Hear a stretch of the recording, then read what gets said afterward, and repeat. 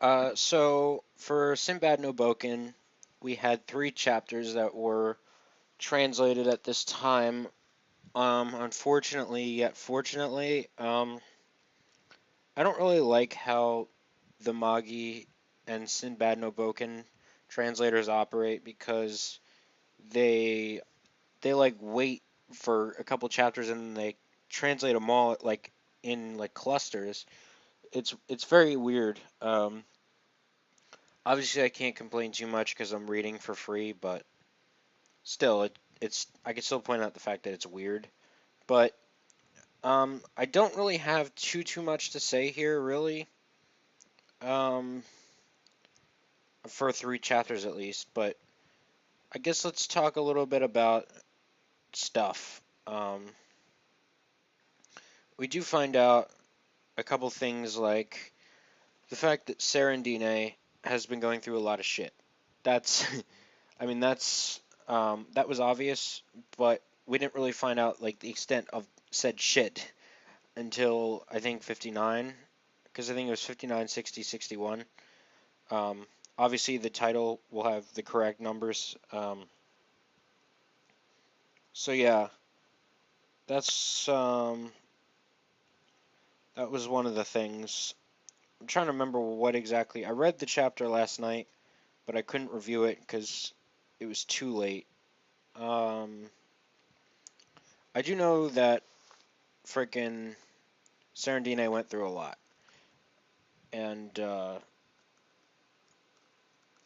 one of the things was that Drakon was not really able to share many meals, but he was like stealing and like attacking caravans.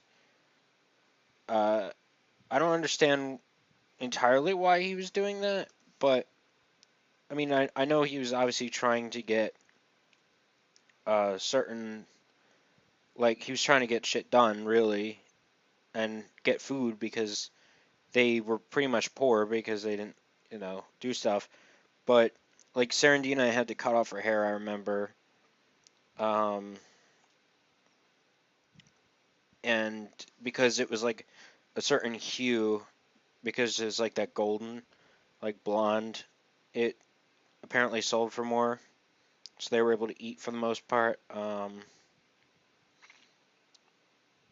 But yeah, it seemed like they were doing a lot of stuff. Like they seem to be doing a lot of like odd jobs or stuff inside the Rame Empire, or Lame, whatever. Um, but they were obviously going through a lot of pain and a lot of suffering, I guess. Oh, okay, that's what it was. She washed dishes, pick up trash, um, stuff like that. A lot of like odd jobs, I guess. Um, and obviously, you could say, well, we do that every day. Well, yes, but you have to understand she was a princess. Um, and I mean, yeah, there's the argument about, well, she was a spoon-fed princess, whatever. But she did not choose to be born into that lifestyle, and so she didn't have another frame of reference.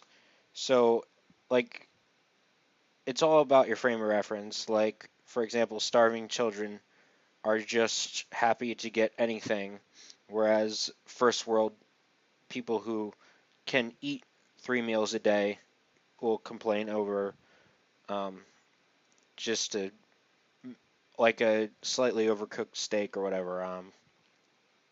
And I'm not certainly not shaming the latter because it's all about your frame of reference. And so I think that's something that a lot of people miss. But anyway, so Sinbad understands basically everything, and Drakon asks Sinbad to um, take care of Serendine, but she can't. Or he can't. He says no. He says that it should be you to do it, and ultimately he is like the first one that really treats Drakon as a human, even calls him a human, because he is human. He just no longer has the appearance or the abilities of human. and it obviously moved Drakon to tears, and it just really shows um, Sinbad's overwhelming, um, just that just that like uniform type of non-judgmental personality he has. Um, One might call that a Mary Sue thing, but I think Sinbad pulls it off really well.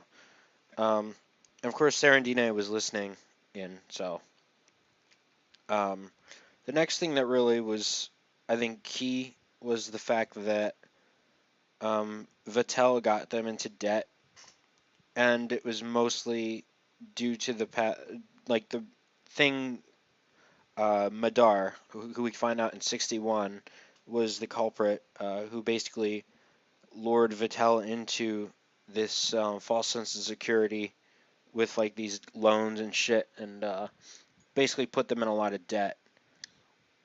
But before that, basically, we see this panel of Sinbad where he is smiling almost maniacally. He says, "I am someone special." And then there's this great narration. Sinbad was only 16 years old at this time. That self-confidence might just have been the arrogance of youth. However, both Sinbad and his surroundings would be swallowed by destiny's unpredictable, ever-changing flow. I I had to stop and read this like 15 times because this particular page was awesome. The wording, like as a writer, I really appreciate like really well worded I guess sentences or just pages, and this was drawn beautifully as well as, the narration was just perfect because we know from the future that Sinbad mentioned that like there was a lot of shit that went down, and we know that he's half fallen into depravity. So there's obviously this is, I think, the start of it. Um, but the first point of quote unquote being swallowed up is, I believe, this debt in which he literally, like, as soon as he finds out what's going on, I think he activates Bal. Uh, it could be Bale or Ball, depending on your pronunciation. I'm gonna say Bale just for my own continuity's sake. I'm pretty sure it's Ball, but at least in Japanese is how you would say it. But he basically goes right away and goes right to this person, which we find out is Madar, from the future, obviously. So, obviously, we know things don't end well for her, luckily, because she was a bitch. Yes, it was Bal, or Bale, whatever. Um, and just, I'm just like flipping through the chapter pages as I'm reviewing it because I read it last night and I'm just trying to refresh. But I mean, that's honestly it because the ending was um, the ending was them confronting. Though the one last thing I have to say is that I forgot about Scheherazade. She talked a little bit about Sinbad and just a quick cameo from her, which was cool. Um, these three chapters were interesting, and like I said, that one page was too good. Um, and you just have to wonder what the fuck's gonna go down between Madar and Sinbad. I don't know. I mean, we obviously know neither of them die um, in this conflict because um, she gets fucking beheaded by Hakuryu, good guy Hakuryu, right? But anyway, that's it. I hope you guys. I'm sorry this is a little late. I've had a lot going on, work and finals, in the same like 2 days stretch. So forgive me if it's a little late, but I figured I'd get it out whenever. So thank you all for listening, and we'll see you whenever the fuck the next cluster of chapters comes out.